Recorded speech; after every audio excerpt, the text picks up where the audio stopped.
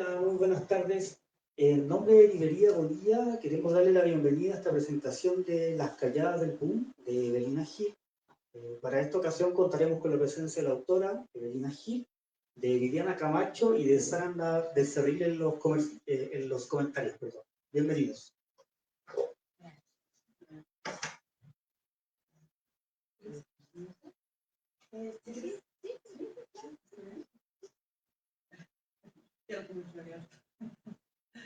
Lo tenía, ¿no? Bueno, pues, buenas noches, tardes, noches. Vamos a comenzar esta presentación de este libro tan bonito y tan necesario, Las Calladas del Boom, de nuestra querida Eve Gil.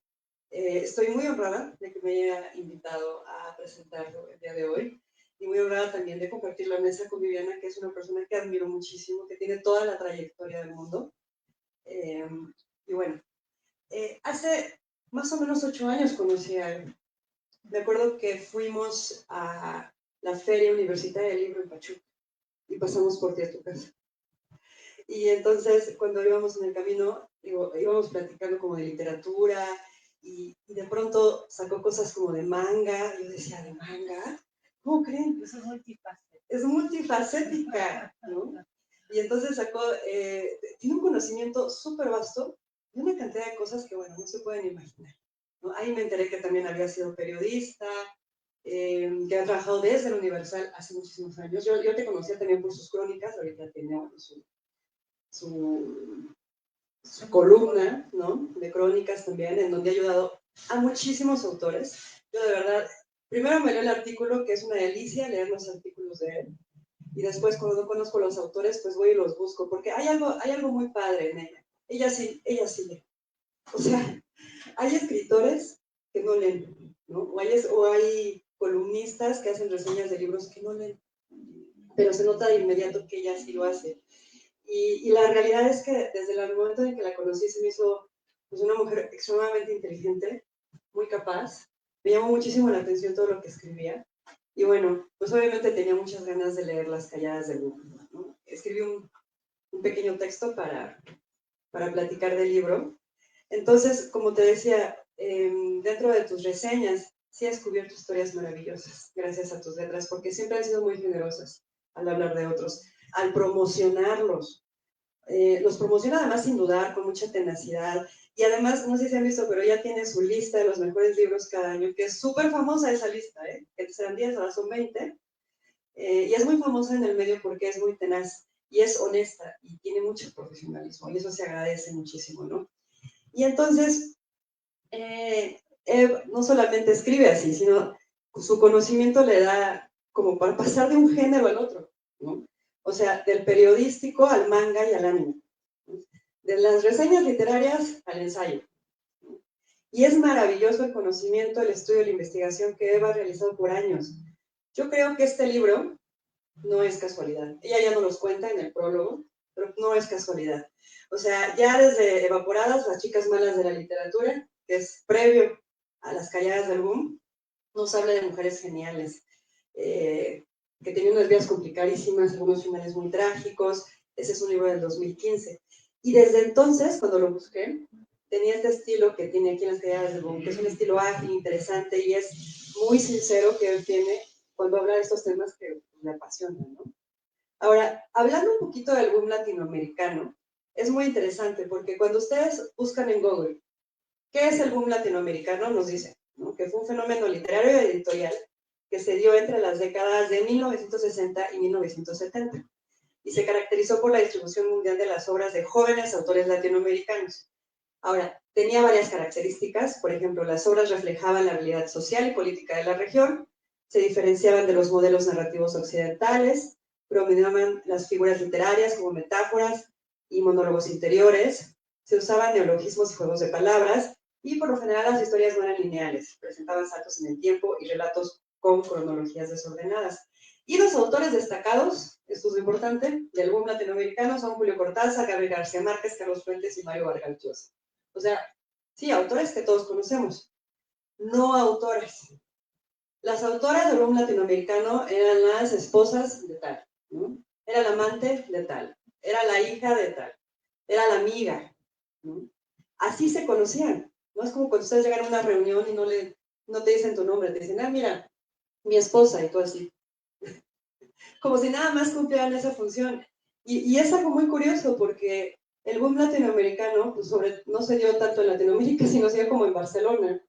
Y entonces, los que lograron irse para allá y que llevaban a las esposas, pues las esposas, muchas de ellas también escribían, muchas de ellas, y no tenían oportunidad de hacerlo como los hombres, porque los hombres pues ganaban las becas, los premios, les pagaban, se iban a las fiestas, los viajes, qué padre, una vida como todos los escritores deberíamos tener, ¿verdad? Como todos decimos, ah, sí.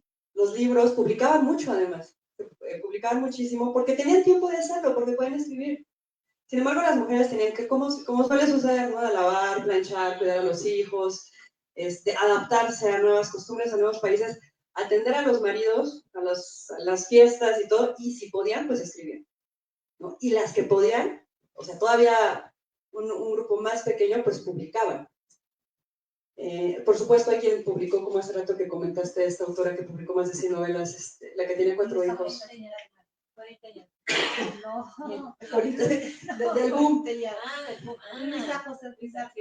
Sí, Luisa Josefina Hernández, exacto. Pero esa es una excepción. La mayoría tenían 2 o 3 libros y seguramente dejaron muchos más en el cajón, muchos más que puedan haber escrito, pero no hubo tiempo para poderlo escribir, ¿no? Entonces, bueno, las autoras permanecían veladas tras estos nombres representativos que acabo de mencionar. Y entonces, es por eso que este libro que Eve nos presenta el día de hoy es necesario y es maravilloso. Ahora, el libro me encantó. Me encantó el estilo. No es un libro que se vayan a leer en una noche, porque te quedas pensando en cada capítulo, en cada una de las autoras, cómo fue su vida, ¿no? Porque nos los narra con un estilo muy natural.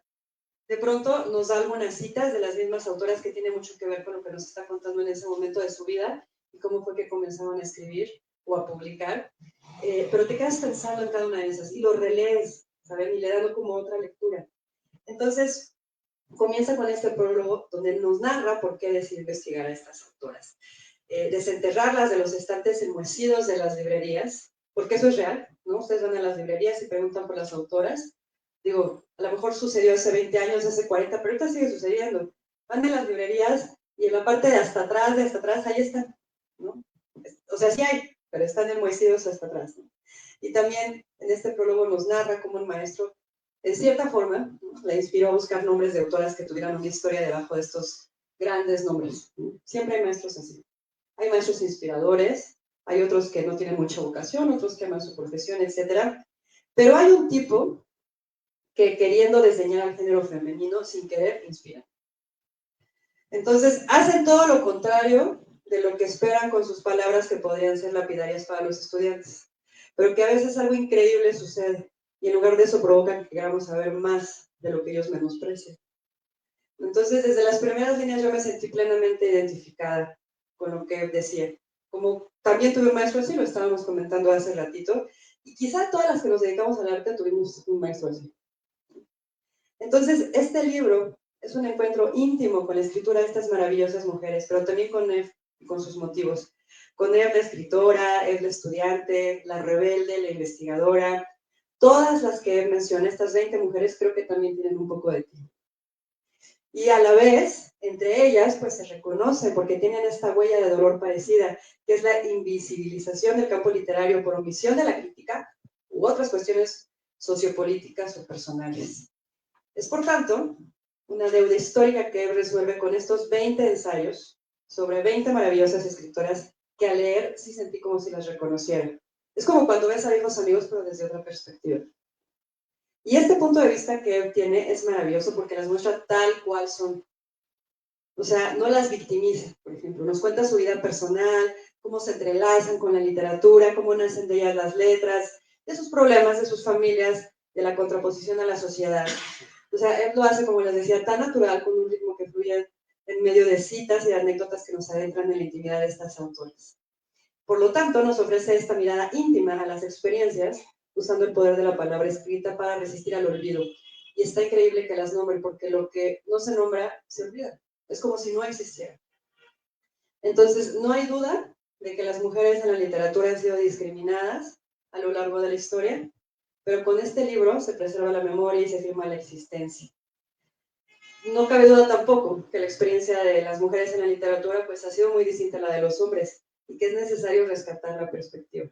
Por lo tanto, no es un tema de mujeres, sino es un tema de todos. No es un libro que debamos leer nada más las mujeres, yo creo que todo el mundo lo debe leer. Porque una vez que nos encontramos a estas autoras que durante mucho tiempo permanecieron marginalizadas con la mirada machista de la literatura, no puedes justificar de ninguna manera su ausencia en el mundo.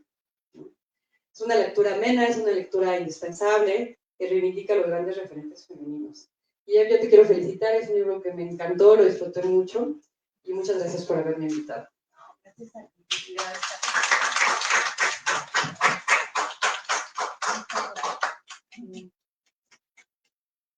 Ay, pues muchas gracias por estar aquí, muchas gracias a este maravilloso libro y gracias por compartir la mesa con ustedes dos. Y ya me hiciste pensar un montón. Es que este libro hace pensar mucho. Yo conocí a Eve sin conocerla hace muchos años porque tenías un blog que se llamaba, creo que La Trenza de Sor Juana, y me encantaba. Porque hablaba sobre autoras que algunas yo no conocía. Y justo hacía eso que hace aquí, que es como una especie de tejido complejo en el que habla de las obras de las autoras, pero también de la vida de las autoras. Eran varias, ¿eh? Y no necesariamente ni mexicanas ni latinoamericanas, había europeas, gringas. Y yo me deleitaba mucho con ese blog, la verdad. Y muchas de las autoras que yo empecé a seguir y a buscar fueron gracias a él, sin saber yo que existía, porque yo nada veía un blog y bueno, aquí la tenemos. Pero una cosa súper interesante que hace en el libro y que hace cada uno de estos ensayos muy disfrutable, incluso yo me atrevería a decir que se pueden leer como, son híbridos, porque sí son ensayos, hay un análisis literario de las obras, sí hay un recuento de la vida de estas autoras, pero también hay emoción y también hay aventura y también hay amor y también hay traición y mentiras y odios. Y justo lo que decía Sandra, que no solo no las victimiza, sino que las humaniza. Y eso me encanta porque como todos escritores, escritoras, somos seres humanos y pues tampoco eran unas blancas palomitas ellas. Y me gusta mucho que no te detengas, que no te autocensures a la hora de hablar de ellas. Y porque justo este entrecruzamiento entre vida y obra, creo que a las lectoras, a los lectores, a los lectores, nos permite no nada más comprender más o menos el contexto y cómo nacieron las obras, sino que también creo que si uno lee con el ojo atento es posible ver un poquito los mecanismos de la creación literaria, de los intereses, de por qué estaban escribiendo lo que estaban escribiendo en ese momento, incluso de los pequeños secretos que se van ahí mostrando dentro de la literatura, dentro de la ficción, pero que sí están entrelazados definitivamente con sus vidas, con sus formas de pensar. Y ahora que hablaban del boom, a mí el boom siempre me ha caído gordo, no porque sean malos escritores, porque sean excelentísimos escritores, sino pues porque fue una estrategia de mercadotecnia para vender a latinoamericanos en Barcelona y también me parece que fue una cuestión medio tramposa de querer hacer un grupo de escritores del tercer mundo, ¿no? Que eran propositivos, que eran buenos, que iban a hablar ay, ya ven, los del tercer mundo también escriben padre. Y claro, iban a escribir del campo, iban a escribir del colonialismo, iban a hacer realismo mágico y todo va a ser muy maravilloso. Y yo entiendo que son estrategias de mercadotecnia que además hizo Carmen Basels, que era una mujer, y ella convenientemente dejó a todas las demás mujeres de las generaciones que eran buenísimas, estas, afuera. Y solamente incluyó, no, sí incluyó solo una mujer, Mérida Piñón, la brasileña.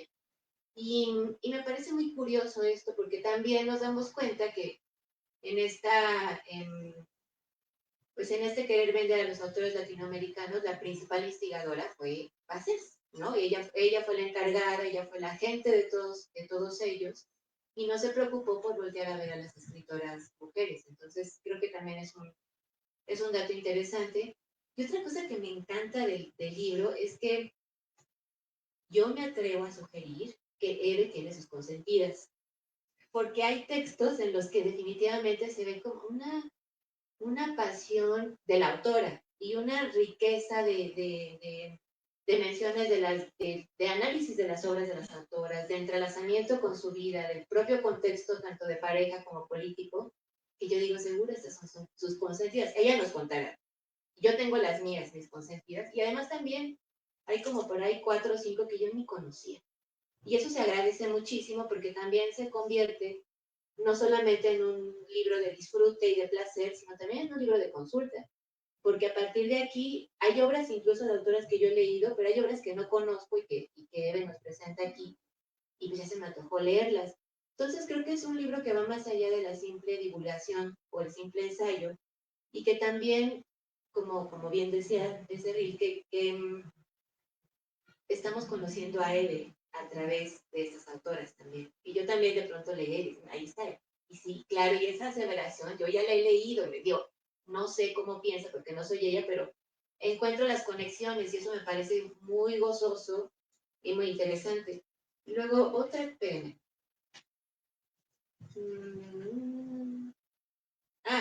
Claro, algo que sí quiero resaltar también es que se nota que Eve ha leído un montón. O sea, cuando la prosa es tan ágil, aparentemente tan sencilla, en la que uno se puede sumergir a ella y luego no querer salir o quedarse pensando, que es un libro que hace pensar mucho, se nota que tiene un background de lecturas, de análisis, de pensamiento, de conexiones, envidiable, la verdad. Y creo que esto es como, híjole, yo creo que tendría que ser como una especie de Biblia de autoras latinoamericanas de esa generación. Además, también entiendo como tratar de acotar, porque son muchas las autoras, ¿no? Y son muchos los géneros, son muchas las generaciones, y sería prácticamente imposible poder abarcar, ¿no? Pienso yo, ahorita tú nos contarás por qué decidiste el boom como tal, abarcar a muchísimas más porque no da el tiempo, no da la vida, también debe tener su propia obra literaria preciosa, pero ¿por qué el boom? Ahorita nos platicas. ¿Cuáles son tus consentidas? También quiero saber, porque sí se nota cuáles son las consentidas. Y hace rato, y ahorita ya mejor que nos lo digan mejor, le preguntaba, ¿cuánto tiempo te llevó a escribir esto? O sea, ¿desde cuándo empezaste a pensar que, en el prólogo lo dicen, ¿no? Desde que sus maestros le dijeron, no, es que sí hay escritoras, pero es que son muy malas. Y todas hemos visto, creo que en la universidad o a través del tiempo, como en los programas universitarios de cualquier escuela, la UNAM, la Ibero, cualquier escuela importante, al menos en México, uno ve los planes de estudio y es escandaloso porque había 2 mujeres, a lo mucho, y ya luego había algunas ahí como en las clases o en las elecciones ya porque uno quería leerlas, pero no estaban en el plan de estudio. Entonces, hay un continuo desdeñar y borrar que me parece escandaloso. Y una cosa un hilo conductor que veo en todas estas autoras, que también me resultó muy interesante y supongo que tiene que ver con la generación a la cual pertenecieron, es que justo el título está perfecto porque todas son como muy calladitas, o sea, muchas de ellas hasta como saben que son muy buenas y se resignan al silencio, o sea, no se pelean porque, oigan, estoy... Y eso me parece muy peculiar. Yo me imagino que debe ser pues por la sociedad de la que emergieron, cómo fueron educadas, el contexto en el que vivieron, y es un hilo conductor en todas. De hecho, quiero leerles un parrafito. Es que me viene llena de papelitos, que es de Rosana Ferrer, que me gustó mucho y creo que eso resume muy bien prácticamente lo que todas de alguna manera hacían. Escribían algunas mucho más, eran muy prolíficas, otras menos. Eh, Además, eso también, todas tuvieron vidas muy rebeldes para el momento de su desarrollo literario y de su desarrollo de vida, desde pequeñas incluso. Y entonces dice así, Rosario no arriesga a cuestionar la invisibilidad de las perras escritoras en el boom de los perros novelistas latinoamericanos, pero tampoco se le puede culpar. Para las mujeres de cualquier tipo, nunca ha sido fácil transgredir la modestia, máxima virtud que se espera de nosotras, y que en caso de animarnos a quebrantarla, nos vuelve sujetas de desaprobación, cuando no de franca amor. Bueno, eso lo dice Beto. Todo eso me pareció que resume muy bien la actitud de prácticamente todas las autoras, unas más, unas menos, unas con el carácter más fuerte, unas más lanzadas incluso a la política, otras completamente cerradas a la propia familia, unas con mejor suerte. Y también se nota que muchas de ellas sí fueron reconocidas y consideradas por autores importantes de su momento, pero creo que fue un reconocimiento muy personal, que no trascendió a que eso se hiciera generalizado, que se lograra incluirlas en los programas de estudio, que lograran comercializarse como sí se comercializaron los actores del boom. Y eso también me parece muy, muy significativo porque, digo, finalmente el libro es un producto cultural, lo que pretende es venderse y que la gente lo lea y lo conozca. Y pues estas mujeres, incluso hasta varios de los libros aquí nos dicen, eran de difícil, muy difícil conseguirlos. Y yo me acuerdo que hace como 15 años que yo conocí a Aurora Venturini por primera vez, era prácticamente imposible conseguir sus libros aquí. Ya los publicaba Alfaguara, pero Alfaguara Argentina. Y traer un libro de Aurora Venturini de Argentina para acá salía como si fuera europeo, porque me explicaron que esos libros se tenían que ir primero, no sé por qué, a España, y luego de España se tenían que transportar aquí, y entonces uno terminaba pagando un precio estratosférico. Y no ha cambiado tanto, ¿eh? Eso es lo peor de todo. Que sí parece que ha cambiado tantito, pero así tanto, con tanta profundidad, no. Entonces, yo te quiero felicitar, lo disfruté muchísimo. Yo lo estaba leyendo de pian pianito, pero ya cuando me propuso estar aquí, yo encantada, ya lo leí más rápido, pero me lo voy a volver a releer porque estaba sacando noticias de todas partes. Y pues ya no terminé de sacarlas como hubiera querido, pero... Y creo que también esta es una lectura incluso obligada para cualquiera que le gusta leer, sea hombre o sea mujer, porque también hay harto chisme de señores y está bien padre. No, de verdad, pero en todo sentido, creo que debe hacer un justo equilibrio de las actitudes humanas. Todos somos humanos, o sea, no necesariamente los protagonistas, bueno, los personajes masculinos que salen aquí eran malos per se, también eran producto de un momento y de una sociedad, algunos sí se pasaron, obviamente, como ocurre siempre, pero otros no tanto, otros sí creo que tuvieron un reconocimiento muy auténtico por algunas de estas escritoras, pero muchas veces me encantó, lo disfruté mucho, ya chismeanos, por favor.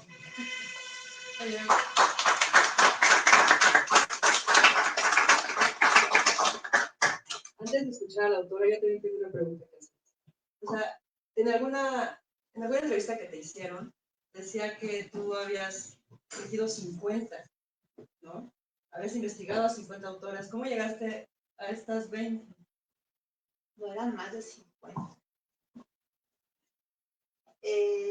Bueno, pues yo, antes que nada,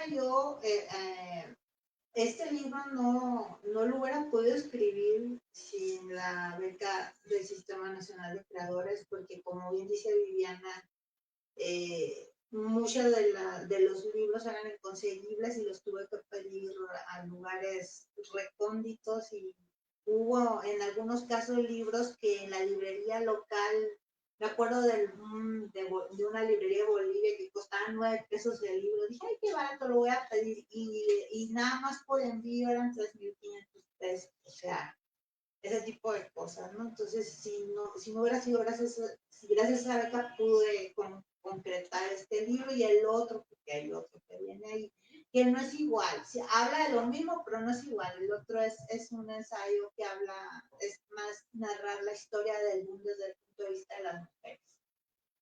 Entonces, ¿qué me habías preguntado? Ah, sí.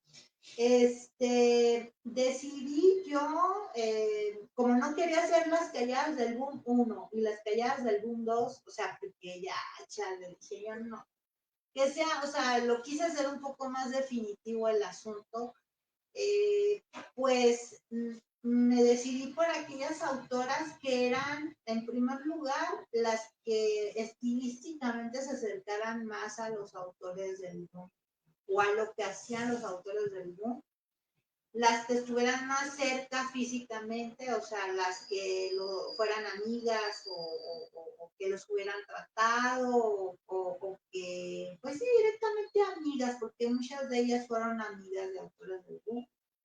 Y en tercer lugar, que fueran autoras desgraciadamente tuve que sacrificar algunas que eran autoras de nicho. ¿A qué me refiero con esto? Autoras que escribían exclusivamente ciencia ficción, o que escribían novela policíaca, o que escribían, no sé, pues otro género literario de terror. Es que por eso no es tan Amparo Dávila, porque ya me regañaron, que no es tan Amparo Dávila. Bueno, pues esa es la razón por la que no está parada. Entonces, también tuve que imponerme yo ciertas restricciones, por ejemplo,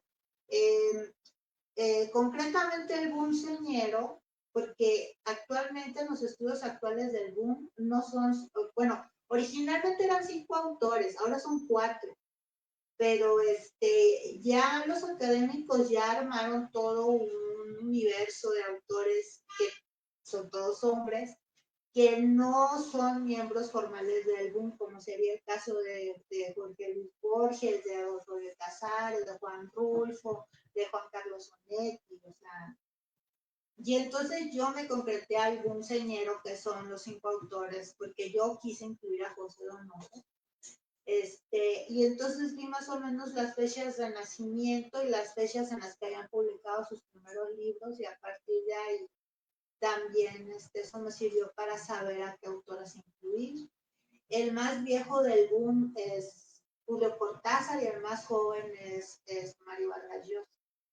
Entonces, después surgió las fechas de publicaciones, porque cuando el boom empezó, muchas de estas autoras no solamente ya escribían, sino que en algunos casos eran autoras muy leídas, admiradas, estudiadas, incluso como serían los casos de las 3 primeras, que son Dulce María Loinás, María Luisa Bombal y Silvina Ocampo.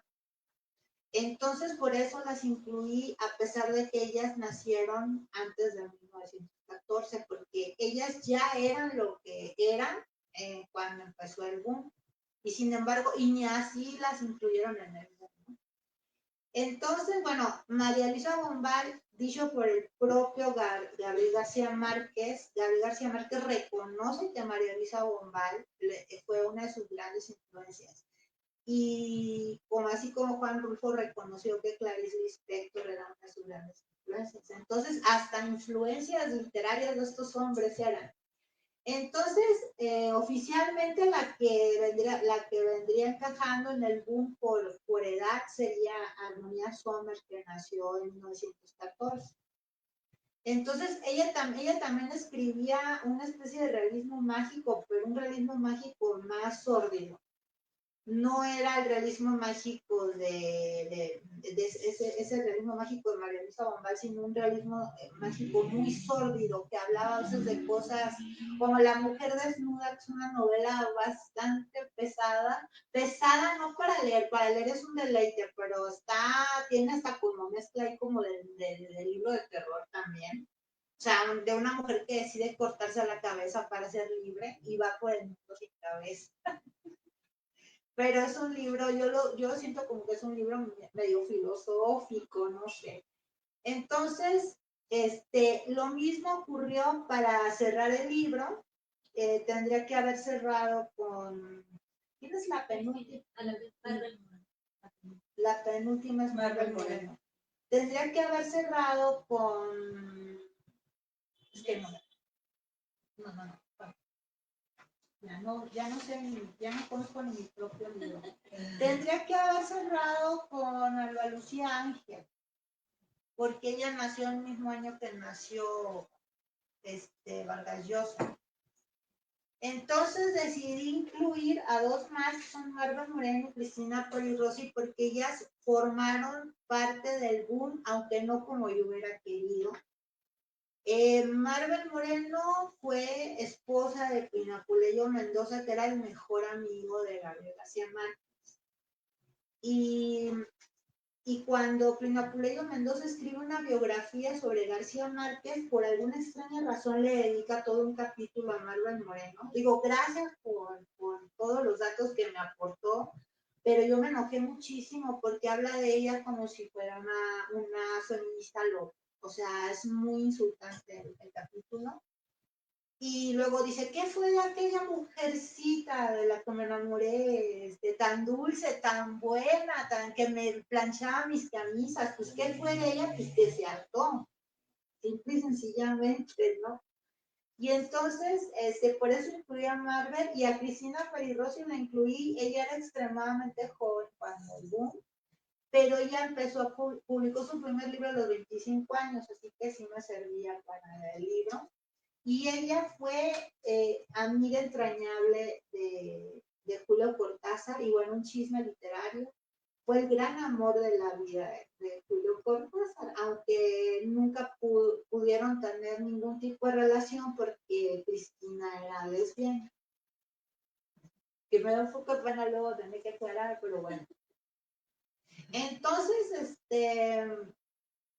por ejemplo, Luisa Valenzuela fue muy amiga de Julio Cortázar y de Carlos Fuentes, de los dos. Alba Lucía Ángel fue amiga de todos. O sea, todos la querían mucho. Dicen que es la razón por la que Carmen Balcells odió a Alba Lucía Ángel e incluso le puso el pie. Es hasta hace muy poco que se empezó a leer y a estudiar a Alba Lucía Ángel por ese veto que ya no sabía que tenía encima de esta señora celosa que no la aguantaba porque todos los miembros del mundo querían a Alba Lucía Ángel. Nélida Piñón fue con la que corrió con mejor suerte porque Mario Vargas Llosa intercedió por ella, y según las personas que yo entrevisté, me han dicho todas sin excepción que Nélida Piñón era como un ángel, que era una persona muy buena, que era dulce, que era tierna, que a todo el mundo conquistaba, y hasta la mismísima Carmen Balcells le bajó los humos, pero eso no implicó que formara parte del mundo. O sea, ya era como decirle, confórmate con estar en mi agencia, no pidas más, ¿no? Y bueno, y tengo testimonios de primera mano de autoras que sería el caso de Luisa Valenzuela, de que Carmen Balcells la trató como si fuera, no sé, bueno, ni siquiera las personas que barren el piso deberían uno tratar mal, ¿no? Debería tratarlos con amabilidad. Y la experiencia de Luisa con Carmen fue bien traumática. Entonces, pues sí fue bastante tremendo. Bueno, una de ellas, les voy a, este chisme viene en el otro libro, se los voy a contar. Sí, es un spoiler.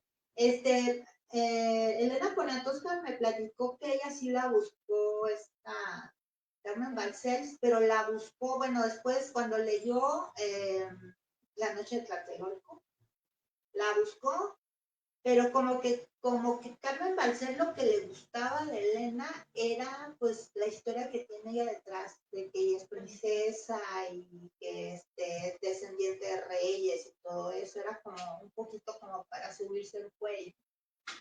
Y le dijo, la única condición que te pongo es que dejes de hacer periodismo y escribas novela. Y en ese momento Elena Poniatowska no tenía la menor intención de escribir novelas y le dijo, pues no, porque lo mío es el periodismo. Ya más adelante escribió novela. Entonces, pues aquí tenemos un ejemplo de una que le dijo que no a Carmen Balcells, ¿no? Yo creo que es la única. Tres de estas autoras fueron premios Cervantes: Dulce María Loinás, Elena Poniatowska y Cristina Peligroso. Algunas murieron de manera muy trágica, algunas no fueron reconocidas en vida. Me preguntaste que cuáles eran mis consentidos. Pues voy a mencionar poquitas porque en realidad todas son mis consentidas.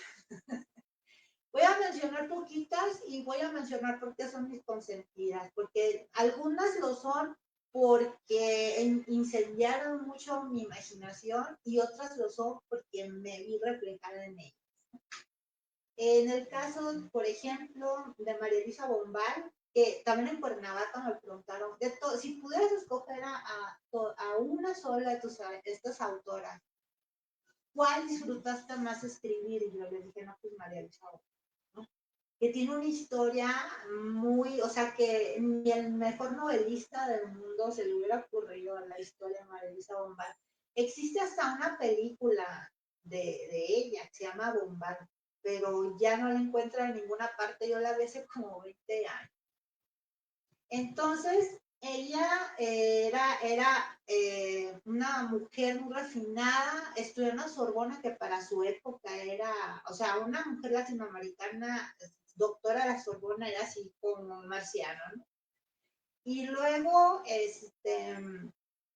ella tuvo una vida para su época muy liberal y tuvo un amante al que trató de matar. Y yo recuerdo que cuando vi la película de la película sobre ella, la primera escena es esa. La primera escena es cuando ella está esperando que salga el amigo de un café, de un café donde entraban señores nada más, estaba esperando que saliera y ya tenía la mano aquí lista para sacar el revólver y darle, ¿no? Y le dice algo cuando saca el revólver, le grita por su nombre, ¿cómo se llama el amigo? Porque tiene el apellido como alemán, no me acuerdo. Y entonces recuerdo que en ese momento yo vi que estaba muy abultado el bolsito que traía la actriz y dije, ¿qué tanto traerá en la bolsa? Y de ahí yo me inventé lo que traía en la bolsa la verdadera María Luisa Bombal al momento de sacar la pistola. O sea, como que despertó mucho mi imaginación. Y después, ya cuando terminó con este hombre, él hizo un montón de cosas por ese hombre, trató de suicidarse, él fue muy gracioso, trató de suicidarse y se dio en la clavícula con una escopeta. O sea, yo no sé quién se puede suicidar con una escopeta, pero bueno. Después de que pasó todo eso, que ella vivió obsesionada con este hombre que era piloto aviador, o sea, nada que ver con ella, tenía un amigo ella al que quería muchísimo y el amigo estaba sufriendo mucha violencia porque él era gay de closet. Y entonces ella le dijo, yo me caso contigo para que te dejen en paz. Y duraron casados como, o sea, unos 10 años, hasta que él decidió terminar porque se enamoró de un hombre. Y entonces se quedó sola María Luisa, seguía siendo amiga del pintor, pero pues se fue a Francia, se regresó a Francia y ahí conoció un conde y se casó con él, pero duró casado menos del año con el conde, pero tuvo una hija con él. O sea que ella fue condesa durante un año y tuvo una hija. Y la hija, pues también me sirvió mucho porque hay muchos escritos de la hija sobre María Luisa Bombal. Ella no era escritora, la hija, pero entrevistas que le hicieron, básicamente entrevistas que le hicieron. Y luego, bueno, a mí se me hizo una historia que de verdad dije yo, esto parece inventado, todo eso es una historia muy, muy mágica y muy loca. Entonces, en ese sentido, mi favorita, que fue la que me hizo imaginar más cosas, es María Luisa Bombal. Ahora, mi consentida, porque me veo muy reflejada en ella, es esta Aurora Venturini. Sí. Aurora Venturini, yo recuerdo, bueno, a mí me la recomendó una amiga. Este libro iba a tener 19 autoras, nada más, no 20. Iba a tener 19 autoras en honor a una frase que escribió esta Luisa Valenzuela, que aparece al principio del prólogo, donde dice, éramos 19 las no sé qué, y no me acuerdo cómo dice. No, ese es el, ¿qué dice? Pero no dice cuántas eran, no, en la versión original, bueno, la versión en la que está completa sí dice éramos 19. Nos dieron vuelta a la página, borrón y cuenta nueva, dijeron, y fuimos nosotros las borradas. Entonces iban a ser 19 y iba a poner completo ese fragmento. Entonces, pues ya, yo creo que borré el resto para que no tener que estar justificando, no, es que Aurora Venturini me habló de ella una amiga mía y esa amiga yo le tengo con mucha fe, ella es argentina y le tengo como mucha fe cuando me recomienda a alguien. Pero la verdad yo no le hice mucho la lucha a Aurora Venturini porque hasta pensé, ay, no, qué flojera, ya, tengo ya. Pero resulta que la volvieron a reeditar cuando ganó el premio de Página 12 y encontré un libro de ella en El Péndulo y estaba editado por Tusquets y luego salieron más libros, salieron casi todos los libros de ella y los compré, pero ese primer libro que yo leí de ella fue justamente el que censuraron hace poco allá en Argentina, Las Primas, y ese libro me volvió loca. O sea, yo dije, Dios mío, esta es de las mías. Es de las mías en el sentido de que, bueno, yo leí varias entrevistas con ella y me di cuenta que algo no le giraba bien en la cabeza. Era psicóloga, pero daba unas respuestas muy raras. Por ejemplo, le preguntaron en una ocasión, ¿usted fue amiga de Cortázar? Yo no sé ni siquiera por qué le preguntaron eso. ¿Usted fue amiga de Cortázar? No, pero lo conocí. Y le dicen, ah, pero lo conoció bien. Sí, me lo topé una vez mirando hacia el río, a lo lejos en el río Sena. O sea, como que era muy literal para entender las cosas. Y entonces hay un libro de ella que se llama El marido de mi madrastra, se llama, que es un libro bestial, pero es bestial, pero es maravilloso, pero muy duro. Yo no logro sacármelo de la mente. Y en alguna parte por ahí habla del autismo. Y yo dije, esto era lo que me faltaba ya para confirmar que esta mujer es autista. Y hay otro libro de ella que se llama Nosotros los Caserta, en el que el personaje tiene una serie de características que son totalmente de autista y nunca pronuncia la palabra autista. Entonces, pues yo tuve un diagnóstico en 2014. Yo también escribo cosas muy locas y dije, esta es como mi inmediata, como una tía, en mi genealogía, vendría siendo como mi mamá o mi abuela, no sé, mi mamá yo creo, la decreté como mi inmediata, después de mí vengo yo, ¿no? O sea, porque esa es la importancia también de que las escritoras tengan como su genealogía literaria, ¿no? Saber de dónde vienen, saber o a dónde van también. Y bueno, la historia de Armonía Sommer me gustó mucho porque es como un cuento de hadas, contrario a otras. Armonía Sommer era maestra y en la mañana era una maestra de shonguito que iba a presidir eventos protocolarios y muy académicos, y en la noche escribía esos cuentos siniestros, sórdidos que escribía ella. Y luego se casó con un profesor y ella como que no se quería casar con él porque él no sabía que ella era la misma era la escritora. O sea, ella en realidad no se llama Armonía Sommer, ella se llama Armonía Echepare, no me acuerdo. Y entonces cuando descubrió que ella era la misma escritora, el tipo se quiso volver loco, pero de alegría. Y se casaron y él apoyó hasta el último de sus días. O sea, fue una gran pareja para Armonía Sommer, ¿no? O sea, fue como si su media naranja, digamos. Esa historia me gusta mucho. Luisa Valenzuela la conozco desde hace muchísimos años. Yo la entrevisté por primera vez. Yo entré a entrevistarla así con un miedo porque yo no sabía qué me esperaba en 1998. Yo acababa de llegar de Hermosillo a la Ciudad de México, yo todavía estaba muy verde. Y empezamos a platicar, y lo primero que pensé cuando empezamos a hablar, dije, yo quiero ser como ella. Yo quiero ser como ella. O sea, cosa imposible porque ella viaja mucho y yo no puedo viajar ni a la esquina. Pero ella me preguntó, ¿quién es tu escritora favorita? Le digo, ¿de qué? ¿De escritoras latinoamericanas? Sí, latinoamericanas. Clarice Lispector, la mía también. Y entonces nos pusimos a hablar sobre Clarice Lispector, ella la conoció, bueno, un montón de cosas. Y desde ese año, siempre que viene a México, me manda un mensajito, me dice, voy a ir a México, quiero verte, que quién sabe qué, somos muy buenas amigas, me puedo decir que tanto ella como Elena Poniatowska son mis amigas.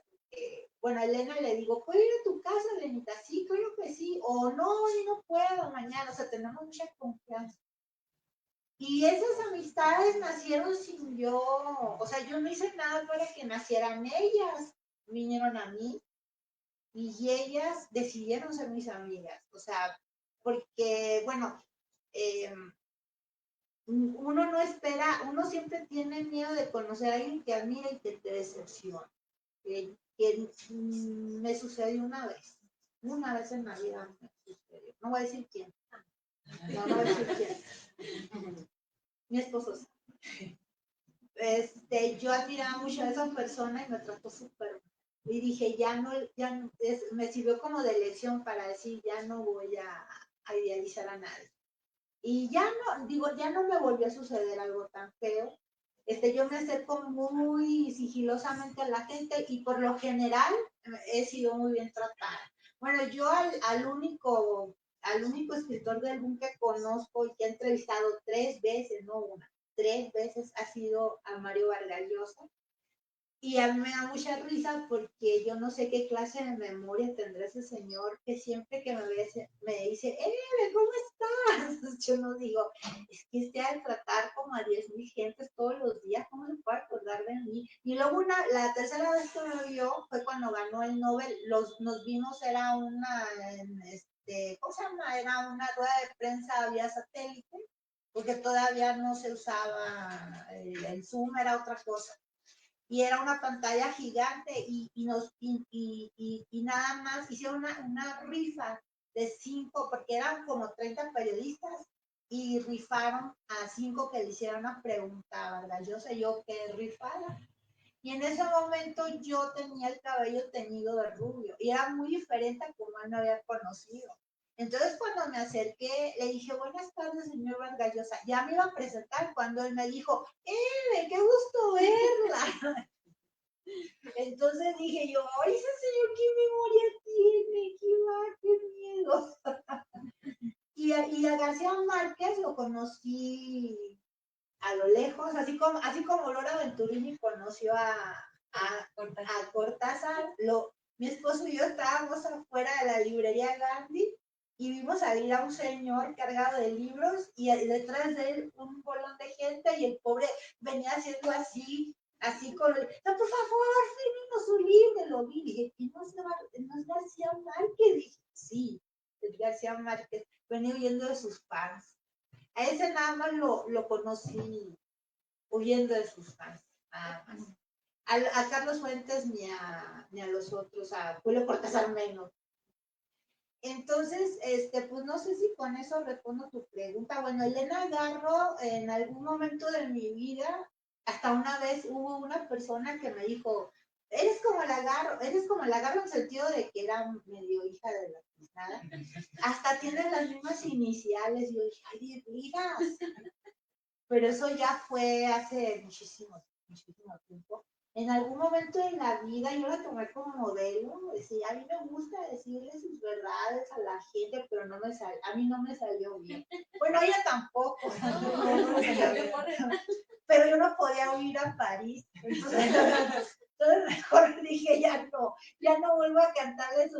Yo tengo algunas anécdotas que no les voy a contar ahorita, pero tengo anécdotas muy simpáticas de que a mí, bueno, yo de cierta forma repetí un poquito la historia de ella porque yo me peleé con unos amigos de Octavio y me traían en salsa y luego y por una tontería, porque reseñé un libro, no les gustó cómo lo reseñé, y me trajeron en salsa un buen rato, pero espero yo que ya se hayan olvidado de mí. Pero sí estuvo gacho, estuvo feo. Entonces yo agarré la pose de Elena Garro de ¿qué te pasa? ¿Traes algo? ¿Qué quieres que te diga? Así. Pero no, yo tengo un temperamento muy diferente al de ella. Y pues yo creo que en general yo las amo a todas. A la China Mendoza fue mi amiga. Yo la traté mucho a la China. Que hay un detalle de la China que bueno, para mí ella es una de las escritoras, o sea, escritor, vamos a ponerle escritores en femenino y en masculino, de las plumas más privilegiadas, no nada más de México, sino de toda la literatura hispanoamericana. Y es al mismo tiempo la más ninguneada y la más menospreciada autora mexicana. yo nunca podría escribir una línea, yo creo que nadie, una línea como las que escribe ella. Se nota que tiene un bagaje impresionante en cuanto al lenguaje antiguo y sin embargo, o sea, ¿en qué cabeza cabe? Ella tiene una novela que se llama De ausencia, que es una novela de ciencia ficción escrita con lenguaje antiguo. El que la quiera leer. Y luego tiene algo de pornografía también. Tiene algunas cosas medio pornográficas. Y yo digo, es que nadie había escrito una cosa tan sensacional como esta, y sin embargo, en algún momento yo fui jurada un premio, no voy a decir cuál, porque además firmé de secrecía, y era un premio no de los comunes que mandan, ¿cómo se llama? Que mandan manuscritos, sino que se inscriben, los autores son inscritos por una institución. Y entonces estaba inscrita ella y yo la tenía entre mis 5 finalistas y éramos 10 jurados y los otros 9 no la tenían inscrita en sus listas y pues no pude hacer nada por ella. 1 contra 9. Nada. Y yo sentí feo porque, bueno, sí incluso llegaron a referirse a ella. Ah, sí, es una escritora que escribió unos libros a medio locos, yo dije. Yo no dije nada porque dije, va a tener una peleada, mejor me caigo. Pero sí, yo creo que todas Rosario Castellanos fue la primera autora mexicana que yo leí.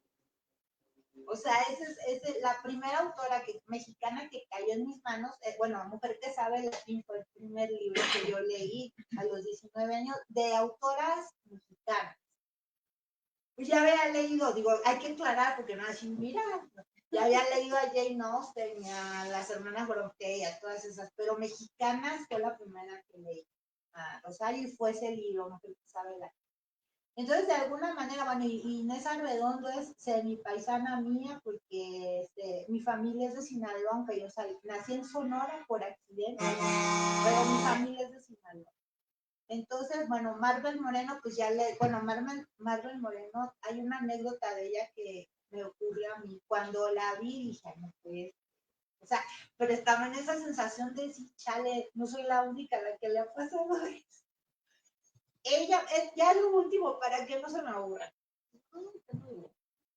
Marvel Moreno era esposa, bueno, ya les comenté, de Pinapuleyo Mendoza, que era el mejor amigo de García Márquez, y ella, desde muy chiquita, ella quería escribir, pero ella era hija de buena familia, y en las familias buenas, todavía hasta la fecha, pues se acostumbra que las hijas sean reinas de algo, ¿no?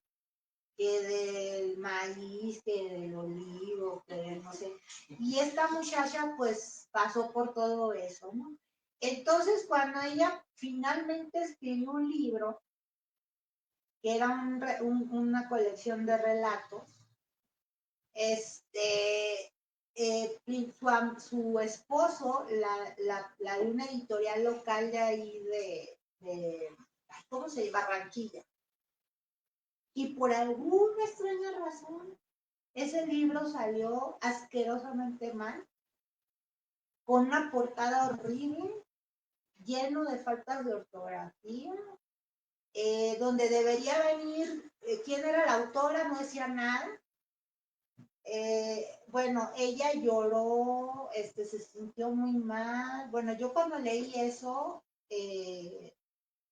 pues es que a mí me pasó lo mismo. A mí me pasó exactamente lo mismo. Nada más que el mío era una novela, no era un libro de cuentos. Y las personas que eran encargadas de la edición, pues no me querían nadita. Tenían que editármelo a fuerzas porque había ganado un premio. Pero ellas dijeron, aquí es donde, y se cebaron sobre mi libro y salió lleno de faltas de ortografía, lleno de gazapos, con unas palabras rarísimas que yo no sé de dónde se sacaron. Ah, y con eso no lo traía el libro de mal. Un prólogo donde decían que el libro era muy malo. Todo eso. Oye, Oye, ¿y se podrá conseguir? Es una joya ese libro. No, ese ¿verdad? ya, sí, ya los he interceptado todos. Lo van a reír. Pero ya a nivel nacional. Ya no va a ser nada más en Hermosillo. Ya va a salir, pero no puedo hablar de eso. Sin el prólogo. Ah, sí, claro, sin el prólogo. De hecho, ese libro para mí, aunque lo escribí cuando tenía 25 años, para mí es mi mejor libro. Sí, es una novela histórica. Y sí fue muy traumático ver lo que me hicieron. Nada más que yo no lloré como Marvel. Yo fui, les dije hasta los que se iban a morir. Fui a la Elena Garro. Y eso me ocurrió en Hermosillo. Yo nací en Hermosillo, yo soy de Hermosillo. La gente que estaba ahí no me quería, siguen sin quererme porque eso, ¿cómo dicen? ¿Cómo Sí. Sí, no, que no es adorado en tu tierra, ¿no? Sí, ¿ese? ¿No? Mala hierba nunca muere. Y no eres profeta en tu tierra. Sí, toda la gente que se portó buena onda conmigo, que me apapacharon, que me quisieron, todos están muertos. Ya, todos se murieron. Pero los que me hicieron la vida imposible están vivos todos, no hay uno solo. Sí, y funcionarios, y no solamente eso, regresaron al poder. Los premiaron. Ay, no. Suele pasar. Oye, ¿cuándo va a salir tu libro? ¿Sabes? No tengo idea. Va a salir este año. Ya me confirmaron que este año y se va a presentar por primera vez en Monterrey, pero no sé. Teniendo en cuenta que las ferias que hacen en Monterrey es en octubre, pues yo considero que irá a salir por ahí en agosto, septiembre, por ahí. No sabes. Sí. Entonces, pues afortunadamente Marvel Moreno, pero aunque ya no lo vio, es el libro que le echaron a perder, lo editó Alfaguara. Y las dos novelas de ella, y que son las novelas de este pelo, así, o sea, parecen las novelas de Murasaki Shikibu, las romances de Genji, así, de este pelo. Tanto las dos novelas como ese libro de relatos, que es bastante choncho también, están publicados en Alfaguara, yo los conseguí en Amazon, digo, si les interesa leerlos. Y esos sí cobran envío, pero no a lo bestia, porque son, y luego es a través de la editorial, y bueno, y Colombia no está tan lejos, pero sí, y esta autora, yo no la conocía, me la presentó mi querida amiga Francesca Gargallo. Francesca hablaba mucho de ella, mucho. Me decía, tienes que leer a Marvel Moreno, y tienes que leer a Marvel Moreno, y bueno, hasta que por fin ya la leí. Y bueno, y la historia de ella pues es bastante... Ella murió de lupus. Y murió de lupus a los 53 años. Pero anduvo cargando con esa enfermedad desde los 20 y tantos. Y antes no había cura había así como paliativos que le dio. Y bueno, ¿de qué más quieren que les hable? ¿Alguna que tú digas, yo no me iría a tomar un café con ella jamás, aunque la admire? Pues a mí la que me causa un poquito como de que me daría un poquito de miedo encontrarme no sé por qué, así vino Campo. La veo así como medio siniestra, porque es que el estilo de vida, bueno, me gusta más, bueno, Victoria Ocampo me cae muy bien, la hermana de ella, porque Victoria Ocampo era todo lo contrario de Carmen Balcells. Victoria Ocampo, en la literatura argentina es la única literatura donde está, yo creo que el mismo número de mujeres que de hombres. Incluso en el otro libro hablo de unas escritoras que no voy a decir los nombres, no me voy a quemar, de unas que eran multimillonarias, de lo famosas, de cómo las leía la gente en Argentina, y eran argentinas, y no vienen aquí. Entonces, eran tres concretamente. Y la Silvina Ocampo siempre la apoyaba, si veía a una mujer con talento, la apoyaba. Silvina tiene algo así muy siniestro, o sea, ese aguante que le tuvo Adolfo Bioy Casares y luego que luego se hacía amiga de las amantes de él, o sea, como una cosa que va más allá de mí. Yo a ella me gustaría mucho saludarla y verla dar una conferencia, pero ser su amiga dudo bastante que pudiera. A pesar de eso, me encantó escribir sobre ella porque también su historia parece de novela. Luego como la familia de ellas, que eran puras hijas, no tuvieron hijos, eran 4 hermanas, y los padres de ellas las dejaron que se criaran ahí como, pues no como niñas pobres, sino como un poquito como campesinas. Bueno, traían hasta piojito y ya llegaba la hora en la que ya las tenían que presentar en sociedad y entonces ya les cortaban el pelo y ya las vestían bien, ya les enseñaban cómo moverse, ese tipo de cosas, así como de cuento de hadas también. Y y luego que convivían mucho con animales y todo eso. Como animalitos, porque no eran. Sí. Entonces, pues sí, Silvina Ocampo es la que me da más miedo. Otra que no me cae mal en lo absoluto, pero creo que hubiera sido un poquito difícil de abordar, y lo sé porque vi entrevistas con ella, es Clarice Lispector. Porque Clarice Lispector respondía todo con monosílabos. Decían, ¿usted considera que usted es una famosa escritora? Y yo no soy escritora.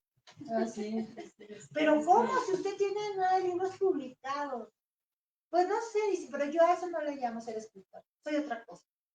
Ah, me dice, entonces, y los premios y la gente que la lea, no, pues yo agradezco a la gente que me lea, pero yo no soy escritor. Entonces, así como que dices tú, ay, chale. Y aún así, hay que aclarar que esas entrevistas son posteriores al accidente que ella tuvo un accidente horrible en el que quedó desfigurada del lado, no sé si del derecho o del lado izquierdo. Antes del accidente, ella tuvo una amistad súper linda con Elida Piñón, eran muy buenas amigas. Hasta iban a que les leyeran las cartas y luego se iban a tomar un helado y a platicarse qué les había dicho la adivina. De hecho, Nélida fue cristiana toda su vida, hasta el final, y la mamá le dijo, tú no puedes ir a que te den las cartas porque eso es del diablo. Y entonces cuando fue Nélida a decirle a Clarice, ya no voy a poder acompañarte porque mi mamá dice que esas cosas son del diablo. No te preocupes, tú vente y te esperas afuera y deja que me las lean a mí y luego salimos y nos vamos a tomar algo, pues. Y la siguió acompañando. Y luego, sí tuvieron una amistad muy linda. Yo creo que antes del accidente debe haber sido una persona muy agradable, pero después del accidente sí se ve así como muy huraña, como de, su actitud era de, ya me quiero largar de aquí, ¿por qué me estás preguntando esas cosas? Así medio hostia, ¿no? A esa Clarice no me hubiera gustado conocer. ¿Y qué otra? No sé. A mí se me hace que Josefina Vinces era muy chistosa. Cristina Perirossi no la conozco en persona, intercambié algunos mails con ella y se me hizo una mujer muy correcta, muy educada, muy buena onda, buena persona. Por carta, digo, yo no la conozco en persona, pero sí responde mensajes y todo. Y bueno, Luz Josefina Hernández la tengo en mi mente porque yo tengo 2 hijas y una de ellas es autista. Pues yo supe que yo era autista porque si me salió autista la niña, me dijeron que si no sería yo también, y me hice el examen. Diferentes tipos de autismo porque mi hija no habla. Entonces, cada vez que estoy a punto de tirarlo todo por la borda, decir, ya no voy a seguir escribiendo, ya no puedo seguir escribiendo si tengo una niña discapacitada, voy a mandar todo al carajo. Viene a mi mente Luisa Josefina Hernández para decirme, yo hice más cosas que tú con 4 hijos chiquitos. Entonces digo, es cierto. dice Josefina Hernández. Es así como el recordatorio de que son pretextos eso de que ya no quiero. Uno hace, si uno quiere hacer las cosas, las hace hasta con la espada de Damocles encima, ¿no? Entonces ella es como mi recordatorio. Ella es la autora mexicana más prolífica de su generación. Ella tiene más de 100 libros publicados. Y publicó no solamente con 4 hijos, también cuidaba a sus nietos y tenía como 80 nietos. Estoy exagerando.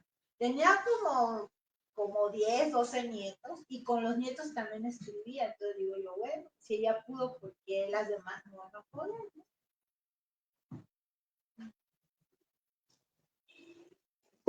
Bueno, queremos abrir una instancia de diálogo con el público. Si alguna persona desea hacer algún comentario, alguna pregunta, alguna consulta, hay micrófono disponible. Pues bueno, qué gran conversatorio, la verdad. Siempre es muy rico poder escuchar chismecito literario, pero a mí me encanta. Pero más que escuchar chismecito literario, pues sí, agradecerte como esta reconstrucción me parece de un rompecabezas que parecía que ya estaba armado, pero que realmente no, que le faltaban piezas muy chonchas y muy importantes, ¿no?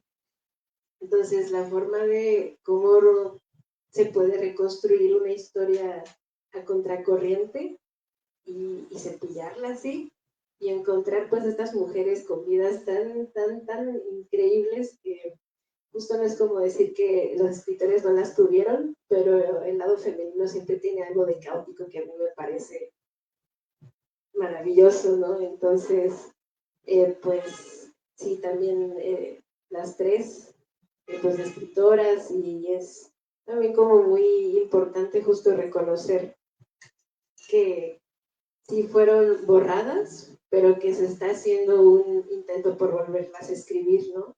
Y a recuperar la palabra y esas historias que dan como el testimonio de todo lo que vivieron y que como las mujeres siempre tienen algo maravilloso que decir, ¿no? Entonces, pues muchas gracias por abrir estos espacios, por seguir escribiendo, no dejen de hacerlo. Pues sí, es como muy inspirador verlas y también a mí me da como esa esperanza de seguir con las letras y con el mundo de la escritura que me parece hermosa. Entonces, pues muchas gracias y pues qué increíble el espacio que se crea escribiendo y compartiendo. No, pues gracias a ti por venir y por tu interés, porque yo lo que quiero es que chicas como tú conozcan a estas mujeres y también hablen de ellas.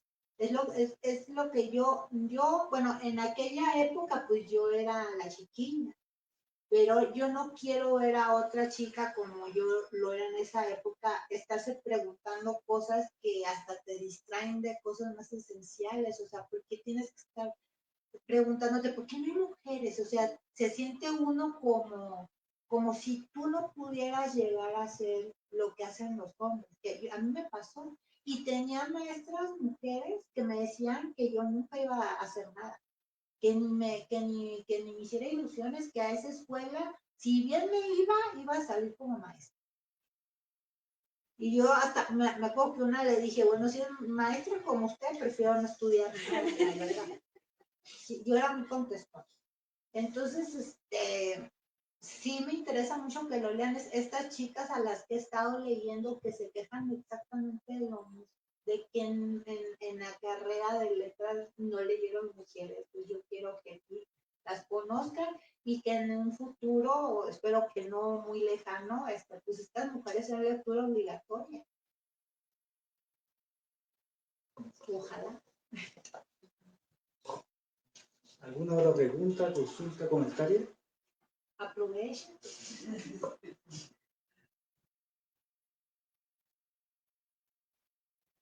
Bueno, si no es así, bueno, el nombre de Librería Bonilla, queremos agradecer a Evelina Gil, a Viviana Camacho y a Sandra Becerril por esta presentación de Las Calladas del PUB. Dije, es que prometí una cosa y no lo hizo. Es que prometí porque este libro lo firmé con mi nombre completo.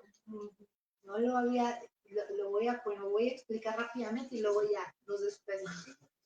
Bueno, todos mis libros están firmados como Eve Gil. Eve pues, es un diminutivo de Belina.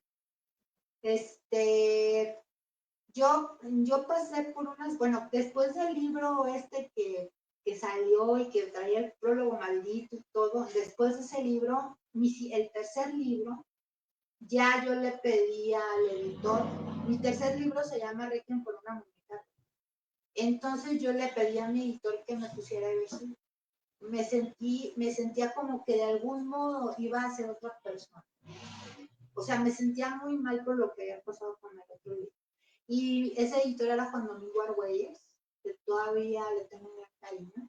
Y sí, y a partir de Requiem por una muñeca rota, todos mis libros se publicaron como Eve. Pero yo me hice un juramento a mí misma que el día que yo publicara este libro, iba a usar mi nombre, o sea, iba a recuperar mi nombre. Porque dije, de alguna forma, al escribir ese libro, yo ya voy a terminar de armar un rompecabezas. Y o sea, ya me voy a sentir con derecho a volverme a llamar Evelina.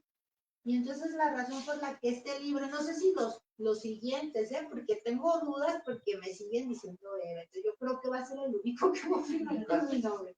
Entonces, esa es la razón, porque me preguntaste tú, ¿no? Entonces, esa es la razón por la que decidí recuperar mi nombre en este libro concreto.